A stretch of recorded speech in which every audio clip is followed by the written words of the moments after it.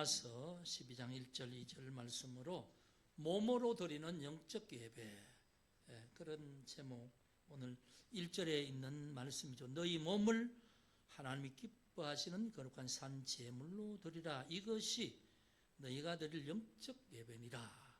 이 말씀을 따라서 몸으로 드리는 영적 예배, 이렇게 해서 말씀을 함께 나누려고 합니다. 지난주에는 이제 청년들은 다 집으로 갔고 히브리서 11장의 믿음의 조상들의 모습을 보면서 하나님이 왜 그들을 믿음의 조상들이라고 했는가, 믿음으로 하나님 앞에 설 때까지 믿음을 지켰다는 거죠.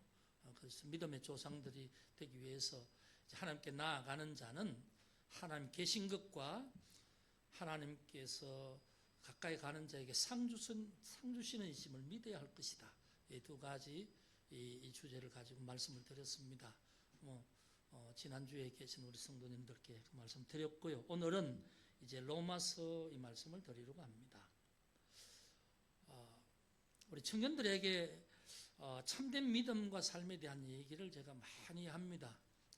주로 다른 얘기가 아니라 크게 포커싱을 해서 성경을 볼 때도 이제 그쪽으로 이렇게 해서 집중적으로 보면서 말씀을 드리는데, 제가 생각하는 건 여러분 청년 때에 어느 한 말씀이라도 들을 때 성령께 감동시켜 주시는 말씀이 있다면 그게 여러분 마음에 영혼에 팍 꽂힐 수 있도록, 그게 언제인지 각자에게 그건 모르지만 어떻든 저는 시간이 되면 하나님께서 기뻐하시는 우리 참된 신앙, 믿음, 참 우리의 삶이 어떤 것인가, 이런 부분을 계속 본문은 다르지만 그 부분을 강조하고 있습니다. 이 로마서 제가 이렇게 보니까 코로나 시절에 로마서를 제가 강해를 했습니다. 로마서 1장 1절부터 16장 31절까지 거의 이 전체를 한 120번 이래 한 2년 정도 했어요. 2년 정도 가까이 하면서 저는 제가 많이 은혜를 받았습니다. 코로나 될 때에 막 우리가 지금도 그렇지만 세상이 안정되고 편안하지 못하지만 코로나 될 때 너무 두렵고 힘들었는데 우리가 믿음으로 우리가 그 어려움을 이겨내고 서기 위해서 로마서 강의를 시작했죠. 그런데 하면서 내가 참 목사지만 성경을 잘못 본 게 많구나, 이런 생각을 했어요. 그런 반성을 요즘 와서 많이 합니다. 사실 30대 40대 목사가 되고 그때 이걸 깨닫고 잘했으면 더 좋았을 텐데, 어떻든 이제 좀 뭐랄까요, 나이가 들어서 이렇게 깨닫고 나니까 내가 목사이면서도 왜 성경을 이런 부분을 못 봤는가, 이런 생각을 하면서 그때 로마서 강의를 했는데, 정말 여러분 성경 66권이 다 중요하지요. 다 중요합니다. 하나님의 말씀으로 우리가 받아들이는 것이니까 중요하지 않은 게 하나도 없지요. 없는데 정말 그 중에 가장 중요한 말씀이 뭔가 할 때에 로마서라고 말씀을 들을 수가 있어요. 그래서 어떤 그 유명한 종교개혁자들은 이렇게 말했습니다. 로마서가 성경 전체에서 이 로마서는 특별히 보석 반지로 비유할 수 있다. 특별한 것이다, 그렇죠. 그런데 보석 반지, 다이아몬드 반지라면 정말 너무너무 귀중한 거잖아요. 그런데 그 중에 로마서 1장 16절 17절은 그 보석 반지의 보석이다. 믿음으로 이렇게 된다는 그 말씀 있지요? 네, 그 말씀은 보석 중에 보석이다. 그래서 이제 그렇게 표현을 하면서 그만큼 중요하다는 거죠. 그런데 로마서는 그냥 읽으면 너무너무 어렵습니다. 좀 알 것 같기도 한데 그 깊은 뜻을 깨닫기는 참 힘들어요. 어떻든 그런 기억이 있는데, 오늘 로마서 강의는 못하고 이 12장 1절 2절을 통해서 전체적인 부분을 좀 말씀드리려고 해요. 오늘 이 사도 바울은 로마서를 하면서 왜 예수를 우리가 믿어야 되는가? 이 부분을 이제 두고 로마서를 기록하는 거예요. 왜 우리가 믿어야 되지요? 로마서 1장 18절 이하 보면 우리가 타락한 죄인이기 때문에 모든 사람이 다 아담 이후에 타락한 죄인으로서 하나님 앞에 온전한 자가 한 사람도 없다. 모든 자에게 하나님의 사망선고가 내려졌다. 우리가 그런 존재다. 그러니까 그런 존재인데 하나님이 하나님의 방법으로 하나님의 한 의 되신 예수 그리스도를 이 땅에 보내주신 것이다. 왜 우리가 예수를 믿어야 되냐 하는 그 이유를 로마서는 그렇게 설명해요. 우리가 다 죄인인데 우리는 하나님 앞에 저주받을 수밖에 없고 버려진 존재인데 하나님은 우리를 버리지 않고 우리에게 다시 기회를 주셨는데 하나님의 방법으로 이 더러워진 죄를 해결할 수 있는 방법으로 예수를 보내주셨다. 그래서 예수가 우리를 위해서 우리의 죄를 대신 해결하는데 어떻게 해결했는가? 십자가에 못 박혀서 피 흘림으로 죽으심으로 해결하셨다. 이게 로마서에서 말씀하는 내용이에요. 그래서 그걸 믿으면 모든 죄가 하나님의 은혜 안에 가리워진다. 하나님 원수가 된 우리 사이가 화목하게 되어진다. 이게 로마서 5장이 그렇게 말해요. 우리가 원수 되었을 때에 그리스도께서 십자가에 죽었어서 하나님과 우리를 화목하게 하셨다. 예, 그렇게 말씀을 로마서 5장에 그렇게 말씀을 합니다. 5장 10절 한번 보세요. 로마서 5장 10절. 5장 6절, 8절, 10절에 5장 6절에 우리가 아직 연약할 때 기약대로 약속대로 그리스도께서 경건치 않은 자를 위해 죽으셨다.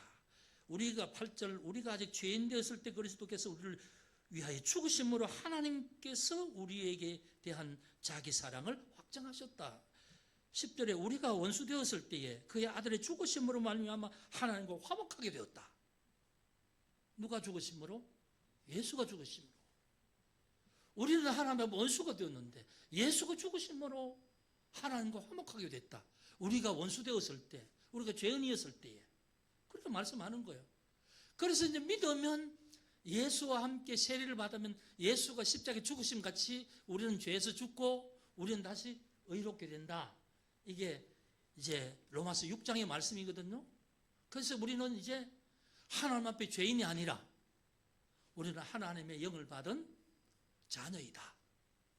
그리스도의 영이 있으니까 우리는 그리스도인이고 하나님의 영이 있으니까 하나님의 아들이다. 이렇게 말씀을 합니다. 그래서 쭉 나가면서 그러니까 이제는 누가 우리를 하나님의 사랑의 법에서 우리를 끊을 수 있느냐? 우리는 절대 하나님의 사랑의 법에서 끊을 수 없는 존재가 됐다. 왜 믿어야 되는가부터 시작해서 믿으면 어떻게 되느냐를 11장까지 그렇게 말하는 거예요. 여러분 제가 짧게 말씀드리지만 이해가 되시죠? 어렵지만 쉽게 말하면 그래요. 그러면 이제 11장의 그 말은 그래서 11장까지는 왜 예수를 믿어야 되는가? 예수를 믿으면 어떻게 되느냐? 이게 이제 복음에 대한 거예요. 우리가 믿어야 되는데 어떻게 믿어야 되고 누구를 믿어야 되고 하는 이 내용을 로마서 1장에 11장에 얘기해요. 그리고 이제 12장 들어가면서 그러므로 이렇게 말하거든요. 그러므로. 그러니까 앞에는 믿음에 대한 거예요.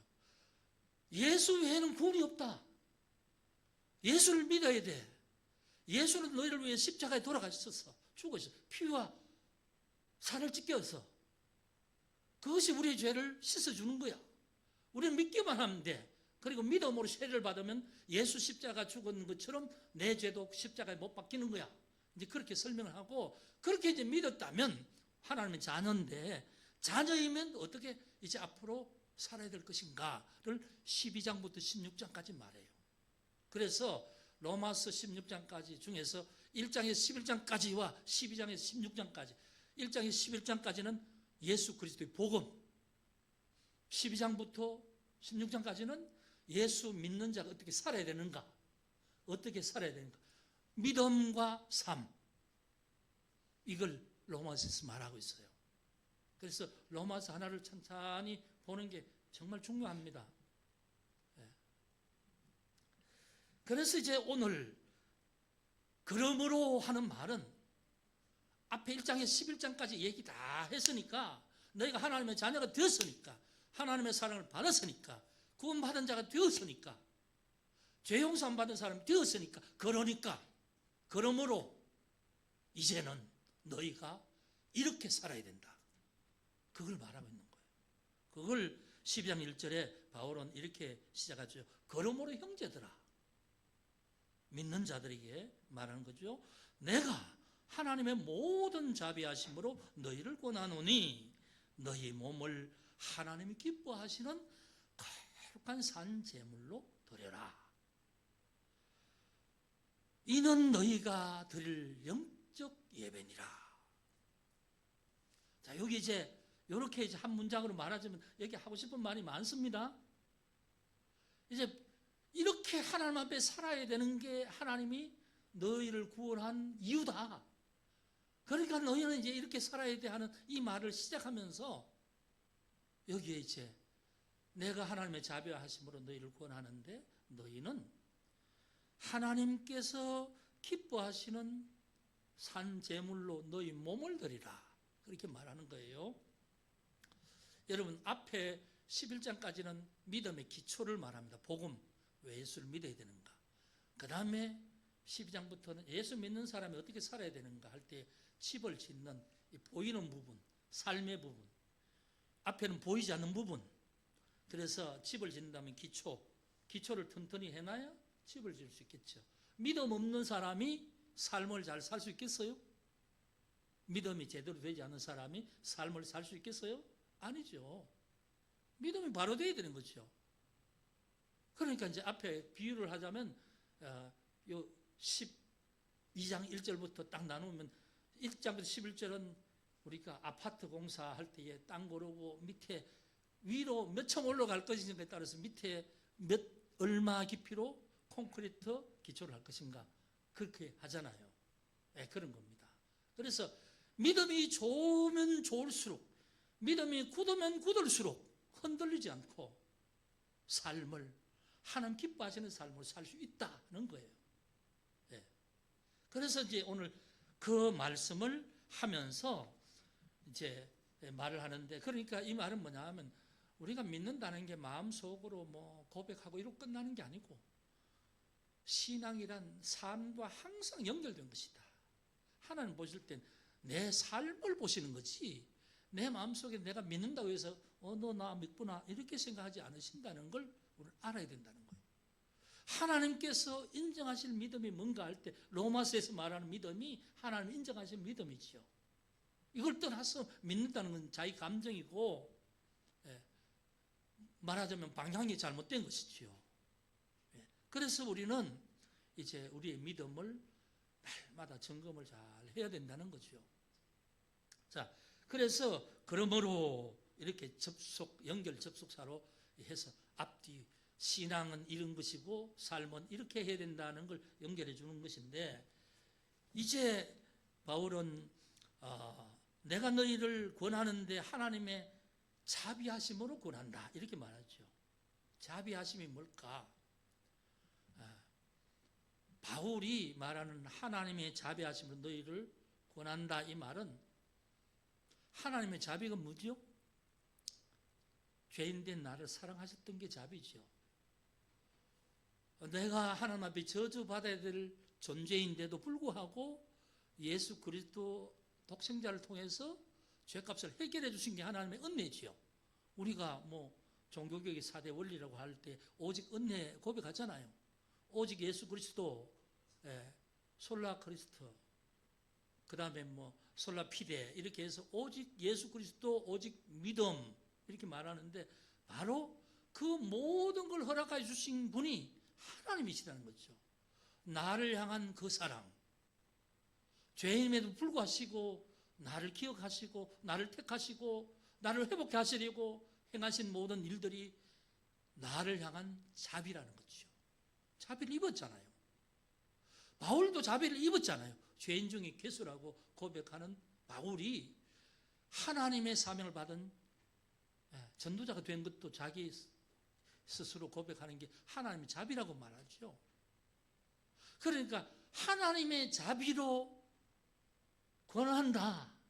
권한단 말은 드십시오라는 말이 아니라 정말 강하게 말하는 어떤 그런 책임감 있는 그런 어떤 행동을 요구하는 그런 말이에요. 권한다. 근데 뭘 권하냐면 몸을 하나님 앞에 드려라 이렇게 말하는 거예요. 이제 여기에 좀 여러분 잘 생각해야 될 부분이 제가 말씀드릴 부분이 많이 있어요.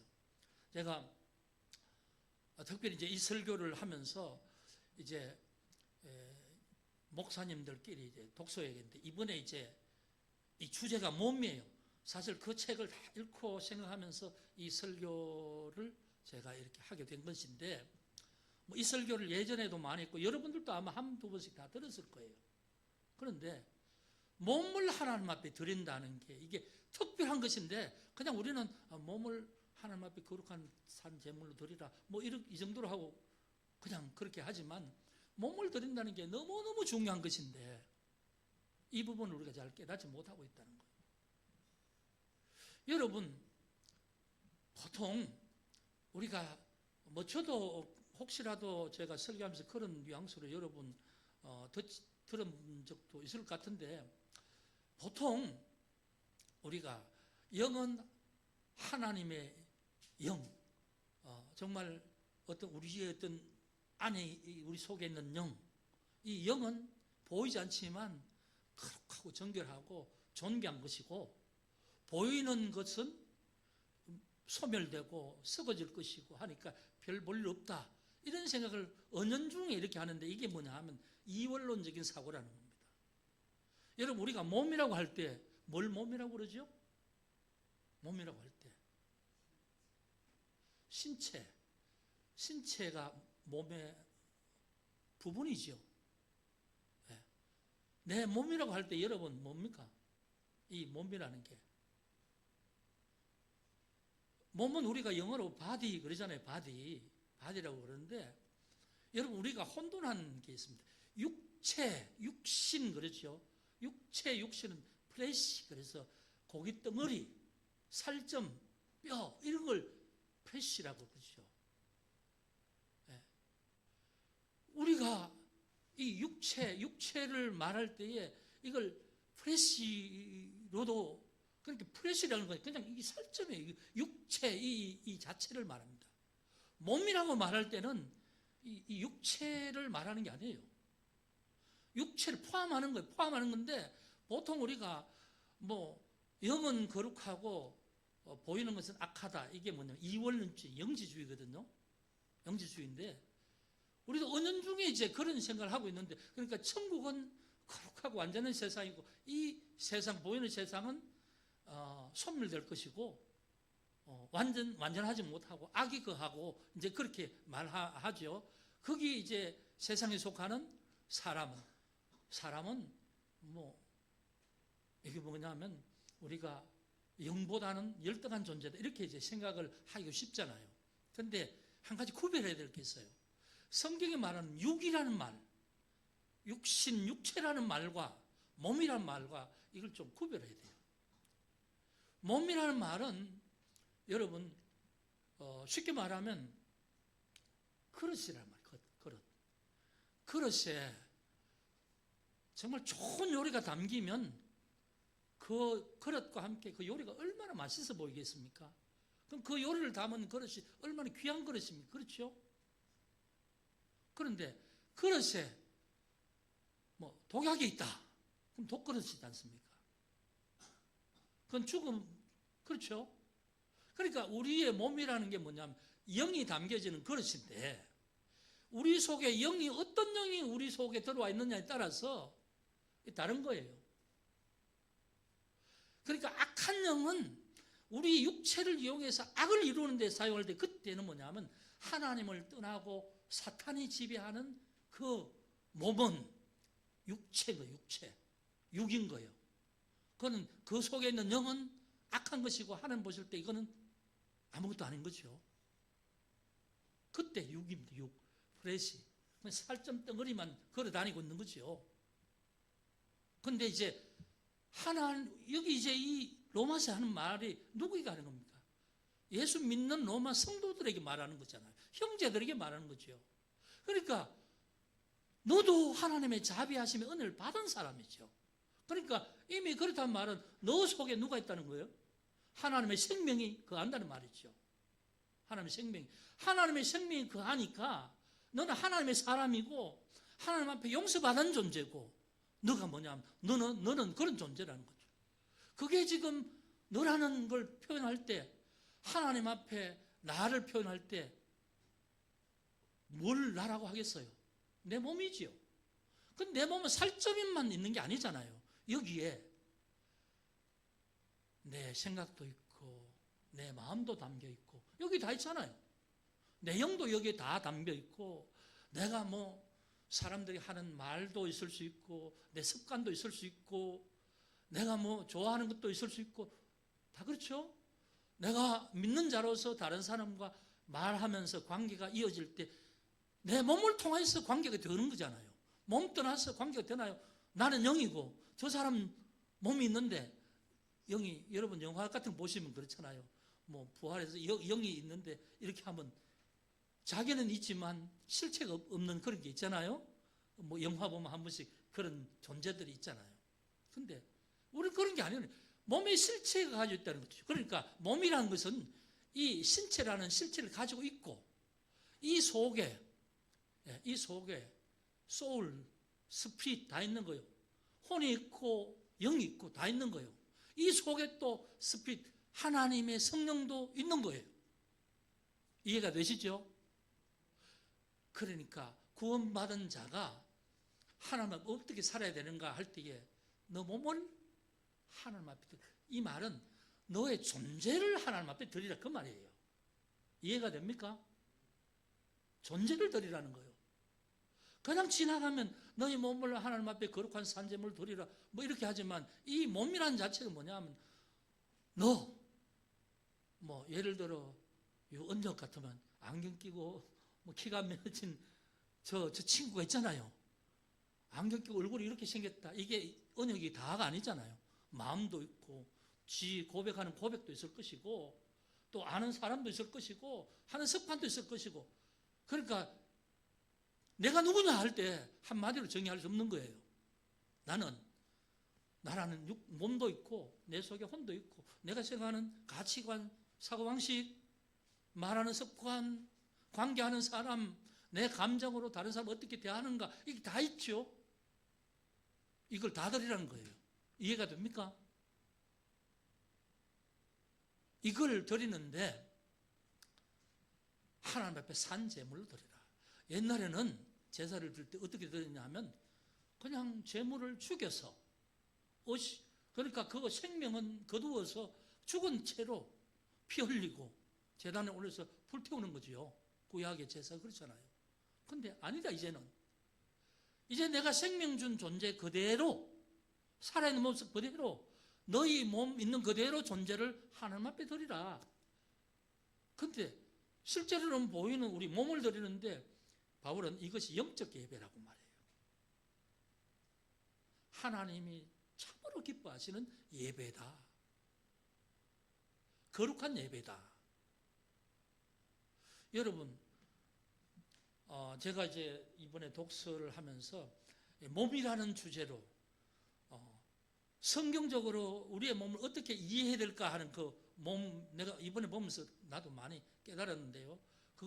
우리는 몸이라 하면 별 생각을 없이 그냥 몸, 이 신체를 몸이라고 하죠.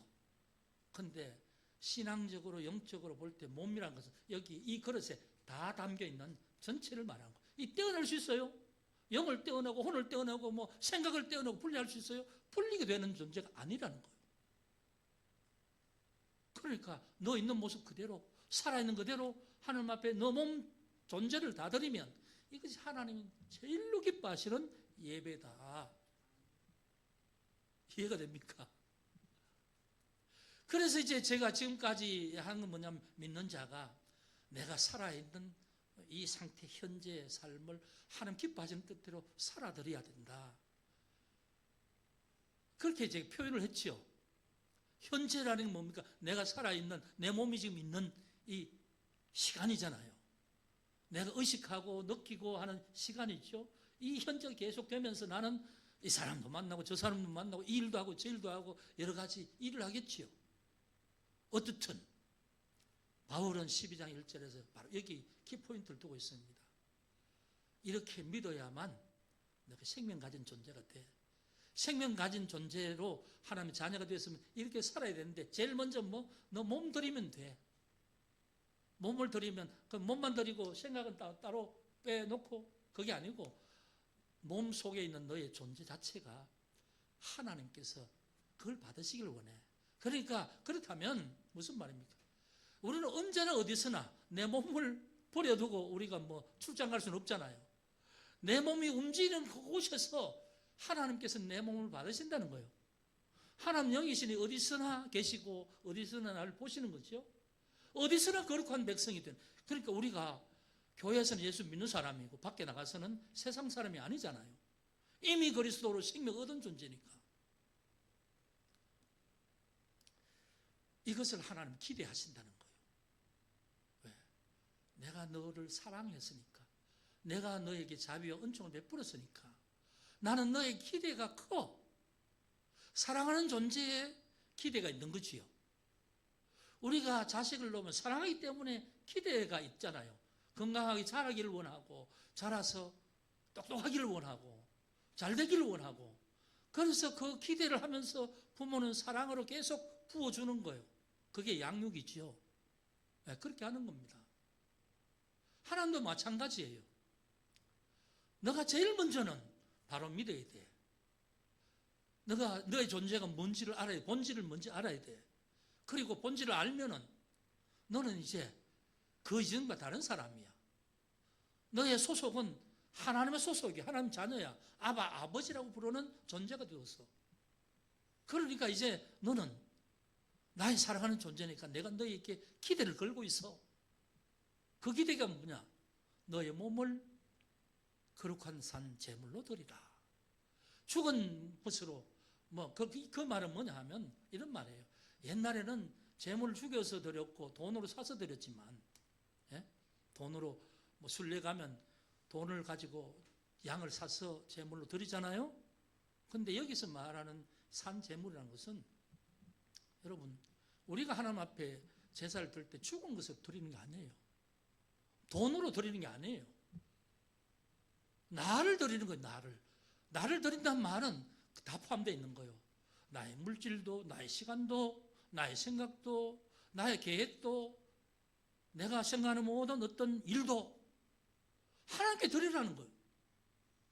다 포함되어 있는 겁니다. 그걸 기뻐하신다는 겁니다.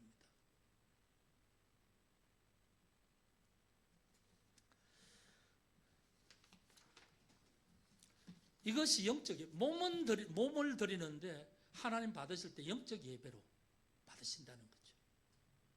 그리고 여기서 우리가 한번 생각해 볼 것은 뭐냐 하면 몸이 너무너무 중요하다는 거예요.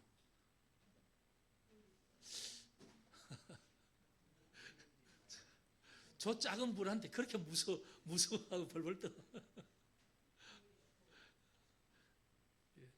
그래서 여러분 하나님은 우리가 말하는 어떤 하나의 행위 한 가지에 한순간에 하는 이게 아니고 나를 드리면 모든 순간에 하나님 나를 받으시겠죠.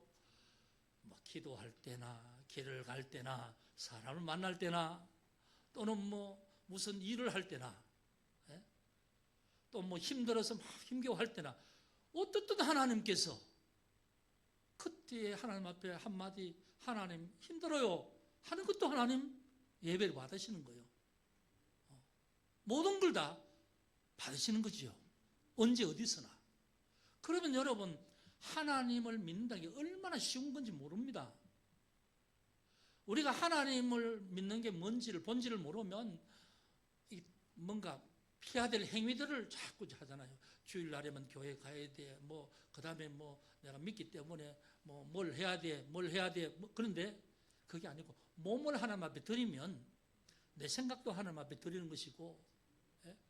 모든 시간도 드리는 것이고, 모두를 다 드리는 거지요. 살아있는 내가, 내 존재가.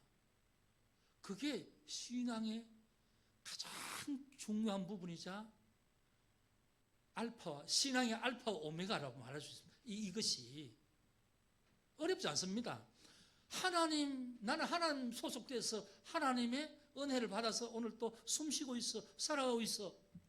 그러면 모든 게 다 하나님 앞에 나를 드린다는 말은, 여러분, 그냥 어느 순간에 뭘 할 때 하나님 이거 이렇게 하면 좋겠어요 하면 적극적으로 그건 아니야, 이런 마음이 탁 오는 거예요.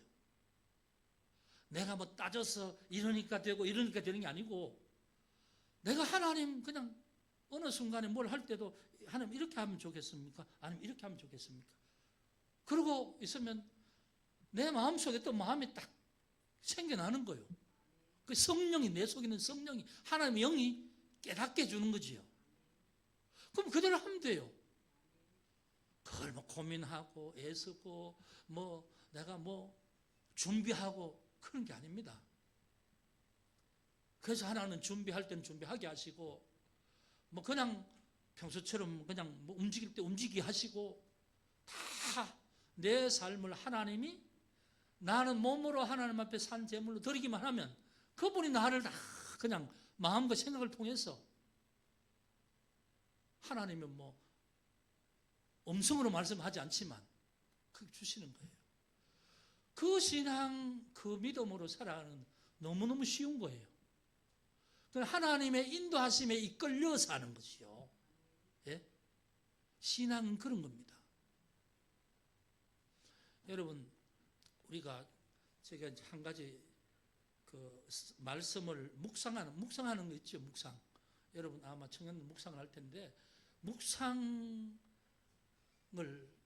이제 너무 뭐냐 하면 우리 수준으로 말씀을 이해하고 적용하고 내 의지로 이 오늘 주신 말씀에 내가 응답해서 살기 위해서 뭘 이렇게 하잖아요.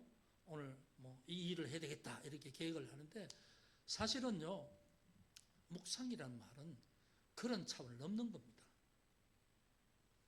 우리는 묵상할 때 말씀을 내가 잘 모르면 10번이라도 읽지 않습니까?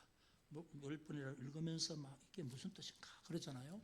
근데 진짜 묵상은 시편 1편에 말하는 말씀대로 주야로 묵상하는 자다. 이 말씀은 말씀이 나를 삼키는 겁니다. 말씀이 하나님의 성령의 능력으로 기록된 말씀이라고 우리 그렇게 믿잖아요.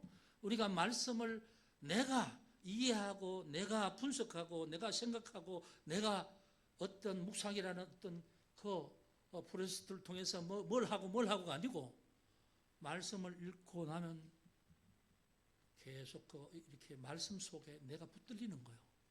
제가 그런 예를 들죠. 사랑하라. 이런 말씀이 내가 오늘 말씀 중에 있으면 사랑하라는 말이 내 마음 영혼에 확 와 박히는 거죠. 어느 순간이든지 사랑하는 그 말씀이 계속 떠오르는데, 어떤 순간에 길을 가다가 보면 노인 넘어져 있어요. 그럴 때 내가 가서 일으켜 드리고 힘이 없으면 뭐 119를 부르든지 해서 내 구체적으로 행동하는 게 사랑이잖아요. 네? 사랑하는 말이 내 마음속에 딱 해서 그 사랑하는 하나님 음성이 나를 끌고 붙들고 있는 거예요. 그러다가 움직이고 뭘 보고 할 때마다 그 사랑하는 말이 그 순간에 너 사랑하라는 건 그걸 행동으로 옮기라는 말이야. 그냥 그렇게 하게 돼 있는 거예요. 이해가 됩니까? 근데 우리는 자꾸 묵상도 그렇게 하는 것이죠. 그래서 여러분, 오늘 이 말씀이 참 중요한 말씀인데, 그래서 믿는 자는 어느 순간이지 내 몸을 거룩하게 정결하게 해서 하나님 앞에 나를 드리면 내 존재를 드리는 게 됩니다. 그렇다면 다시 말하면 하나님 보실 때에 내 몸은 어떤 몸이냐? 하나님 기뻐하시는 몸이지요. 그럼 하나님 기뻐하시는 몸인데 나는 내가 별로 시원찮네. 그게 맞습니까? 요즘 한국이 뷰티 산업이 엄청나게 번창하고 있죠. 세계적으로 K-뷰티에서 뭐 화장품 회사가 뭐 돈을 끌고 있다는데 그게 뭡니까? 외모를 가꾸어서 예쁘게 보인다. 예, 외모를. 이 마음 속에 자기의 자아를 강하게 만드는 그게 아니고 외모를 예쁘게 해서 성형도 하고 뭐 화장법도 알고 해서 그래서 유튜브 한 번씩 보면 한국에 한번 왔다 간 아이들이 오기 전 얼굴, 왔다 가는 얼굴 이렇게 해서 두 얼굴 다 우리가 마침 어딥니까? 성형외과 가면 성형하기 전 얼굴, 성형하고 난 얼굴 이렇게 한 것처럼 그렇게 하는데 여러분 이 외모를 떠도 고친다고 나의 본질이 바뀌는 겁니까? 아니잖아요. 근데 거기에 너무 많아. 그렇다고 우리가 거지처럼 해달라는 말은 아니죠. 해야 되죠. 그런데 내 모습에 자신이 너무 없는 사람은 자꾸 여기에 덕지덕지 하는 거예요. 만약에 자기의 마음 내면에 정말 하나님의 은혜가 꽉 차 있는 사람은 밖으로 뭐 별로 장식하고 안 해도 괜찮아요. 누가 뭐라고 하든지 하나님 나를 좋다고 하시는데 하나님 나를 사랑한다고 하시는데 무슨 문제예요? 예? 무슨 문제예요? 그게? 물론 여러분 제 기본적인 거 하지 말라는 말씀 아닙니다. 절대로. 그것만 하는 게 문제예요. 진짜를 두고 그것만 하는 게 문제예요. 그러니까 외모만 가꾸려고 하는데 그게 아니라 내 몸이 얼마나 소중하다는 것을 인정을 하고 내 몸을 지켜라 그 말이에요. 내가 시험 전에 이 말을 하는 건 뭐냐 하면 여러분 시험 점수 중요하지요. 그렇지만 건강을 상할 정도로 공부하려고 애쓰고 막 그냥 조바심 나서 막 그렇게 하지 마세요. 자기의 루틴이 있죠. 루틴. 공부하는 시간과 배정하는 게 있죠. 시험 기간에도 그대로 해요. 잠 최소한 4시간은 자세요. 여러분 고등학교 3학년 때 잠 못 잤으면 됐지. 뭐 대학생 다니면서 계속 잠 못 자면 여러분 건강이 무너져요. 하나님 그걸 원치 않으세요. 왜? 내가 너에게 영원한 생명도 주고 너 있는 존재 자체를 귀하게 여기고 네 몸 자체가 네 존재인데 너는 왜 스스로 외부의 것을 너의 어떤 기대치에 그걸 이루기 위해서 네 자신의 몸을 희생하느냐 그 말이에요. 건강이 이상이 있으면요 있기 전에 관리를 잘하고 건강 이상이 있으면 병원에도 가고 좋은 음식 있으면 적당히 먹고 잠도 적당히 자고요. 그렇게 하시라고요. 왜? 몸을 지키는 것도 사명이에요. 내 몸이 있어야 내가 뭐 믿음이 있을 거 아니에요? 내 몸이 없는데 뭐 신앙이 있어요? 믿음이 있어요? 제가 오늘 이 말 드리는 건 2가지입니다. 진짜 믿음은 그렇게 사는 것이다. 몸으로 죄물을 드리는 것이다. 그럼 2번째는 뭐냐 하면 그래서 우리의 몸이 내 존재 전체라면 이 내 존재 전체를 나타내는 몸, 영을 담는 이 그릇, 이것이 진짜 중요하다 그 말이에요. 그 왜 중요성을 모르느냐 그것이죠. 그리고 자기 자신을 왜 자기의 뭐 키가 좀 작다, 뭐 눈이 다른 사람 크지 않다, 뭐 아니면 뭐가 어떻다 해서 왜 자기를 다른 사람과 비교해서 자기 스스로 비하하고 자기 스스로 자존감을 무너뜨리냐 그 말이에요. 아니 뭐 좀 어때? 눈이 좀 작으니까 뭐 벌레도 덜 들어오고 좋대. 우리 집 사람이 눈에 벌레가 많이 들어와요. 그래서 눈 작은 사람이 절대로 유리합니다. 그런 데는.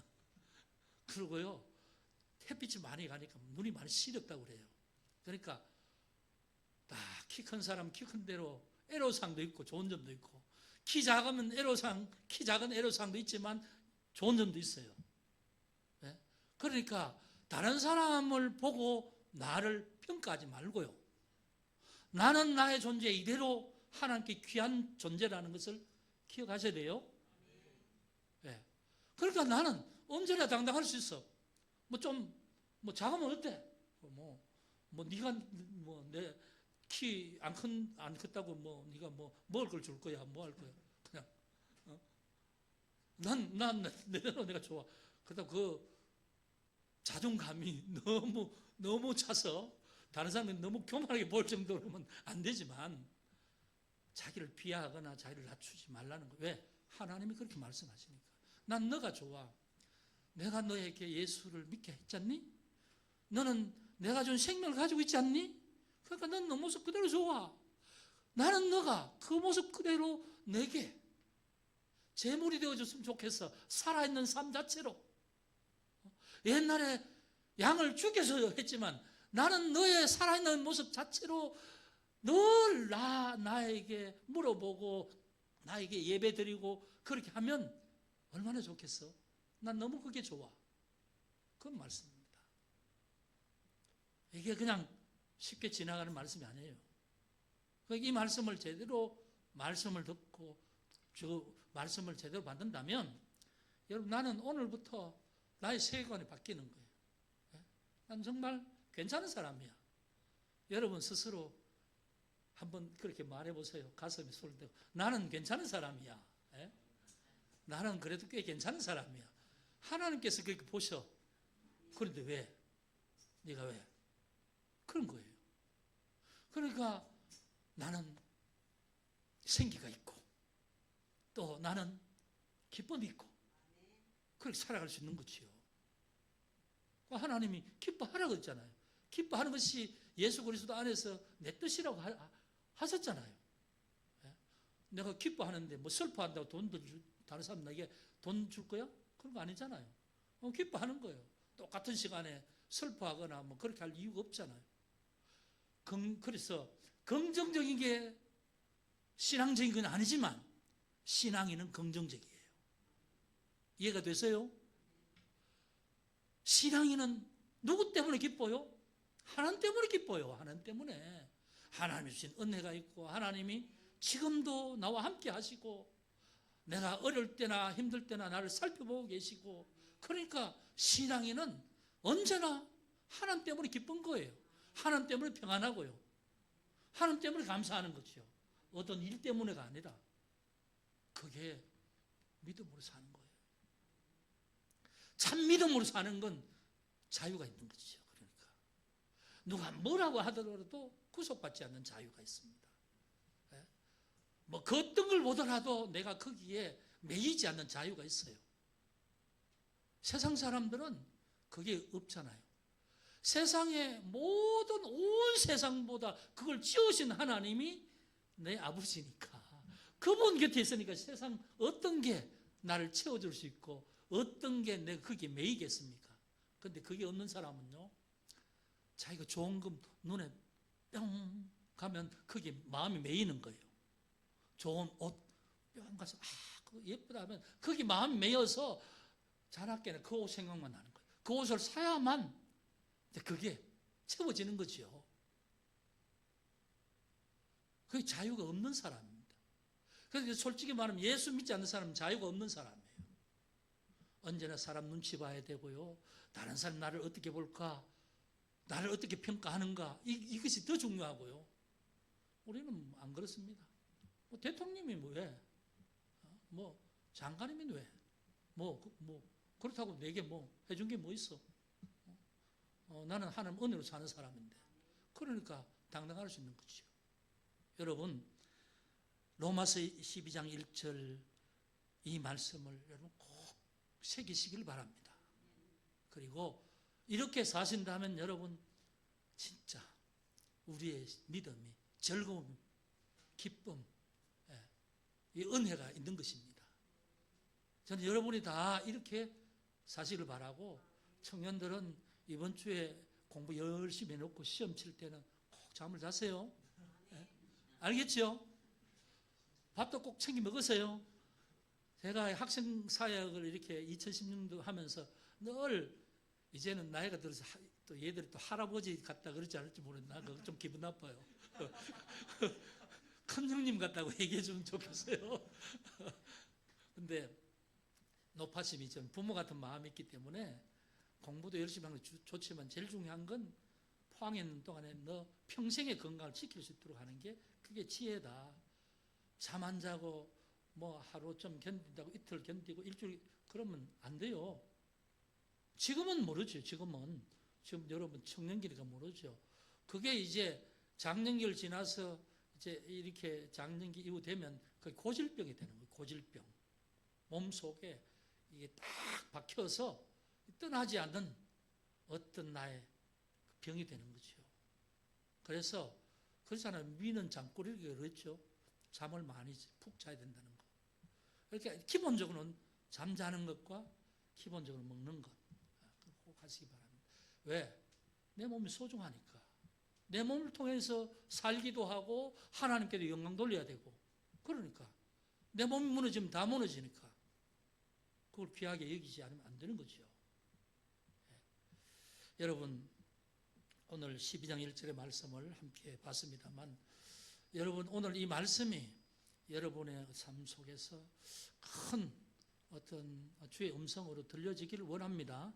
그리고 이 말씀으로 인해서 여러분 삶이 더 자유로워지고 더 기쁨이 충만한 삶이 되시기를 주의 이름으로 축복합니다. 기도하겠습니다. 아버지 하나님 감사합니다. 저희가 오늘 로마서의 말씀을 함께 살펴보면서 하나님께서 우리에게 무엇을 원하시는지, 또 우리가 해야 될 것이 무엇인지를 오늘 살펴보게 됩니다. 하나님, 주의 음성으로 듣게 하시고 이 말씀으로 살게 해 주시고, 그래서 우리의 삶이 늘 자유롭고 감사함이 기쁨이 가득 찬 삶이 되게 하여 주옵소서. 세상은 혼탁하고 어렵지만 오직 하나님께서 함께 하시니 즐거울 수 있는 우리 인생이 되게 도와주옵소서. 예수 그리스도 이름으로 기도합니다. 아멘.